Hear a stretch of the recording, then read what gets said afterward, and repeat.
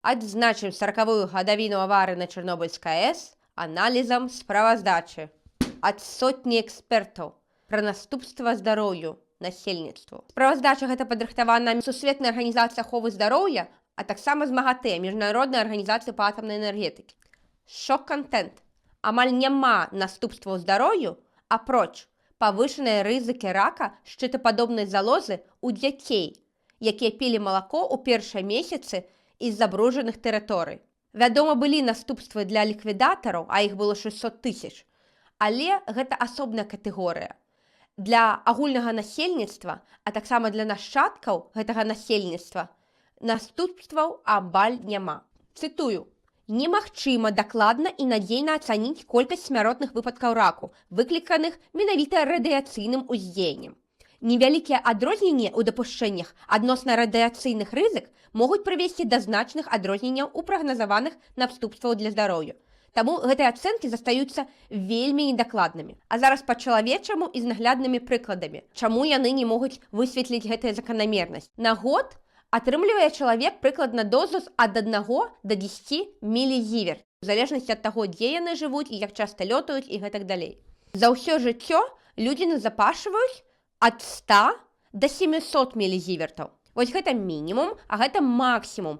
А цяпер давайте паглядзім, колькі атрымалі людзі розных катэгорый за весь перыяд пасля Чарнобыльскай аварыі. Людзі з асабліва забруджаных тэрыторый атрымалі 50 мілізівертаў. Людзі, якія жывуць у зоне адсялення, атрымліваюць дозу трошкі выш за 1 мілізіверт. То бок, адну драбінку зерня атрымліваюць кожны год, звыш натуральнага фона. То бок, за ўсё жыццё ад Чарнобыля гэтыя людзі атрымліваюць дозу менш, чым варыяцыя дозы ў залежнасці ад лакацыі на планеце Зямля. Прычына, чаму зафіксавалі праблему з ракам шчытападобнай залозы ў дзяцей, таму што звычайна такіх выпадкаў вельмі мала. У той жа час іншыя ракі вельмі цяжка, амаль немагчыма адрозніць ад выпадкаў рака, звязаных не з радыяцыйнымі прычынамі. Людзі былі малаінфармаваныя, і людзі не малі давера да дзяржавы, як і зараз. Таму усе выпадкі захворванняў яны звязвалі менавіта з наступствамі ад Чарнобыля. Хаця не было зафіксавана моцных наступстваў здароўю насельніцтва, было зафіксавана, што ёсць ментальныя праблемы, павышаная трывожнасць за сваё здароўе, здароўе сваіх нашчадкаў, а таксама бездапаможнасць.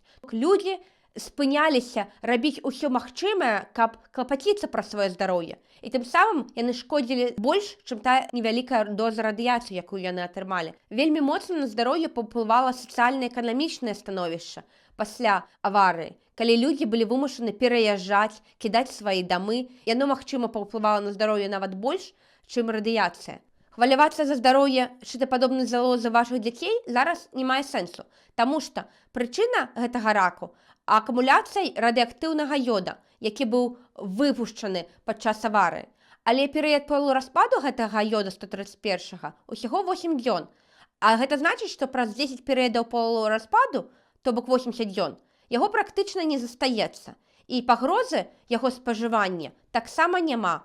Як і няма рызыкі атрымаць яго ўнутр і атрымаць дзецям апраменьванне знутры. Але застаўся яшчэ іншы ізатоп. На дадзены момант самым небяспечным застаецца цэзій-137. Яго перыяд полураспада 30 гадоў. А гэта значыць, што спатрэбіцца 300 гадоў, каб ён распаўся. А таму зараз нічога не застаецца іншага, апроч як не чапаць закантамініраваныя землі, а таксама правяраць на забруджванне прадукты, якія атрымліваюцца з зон патэнцыйна забруджаных. Асабліва праверкі гэта тычыцца ягад, грыбоў і ўсяго таго, што прыносяць людзі з лесу. Таму што ў лясной экасістэме цэзій пастаянна перапрацоўваецца, ідзе па кругу. Ну і коранка пра ліквідатараў. У іх былі зафіксаваныя павышаныя рызыкі лейкеміі. У 2 разы павышаліся яны.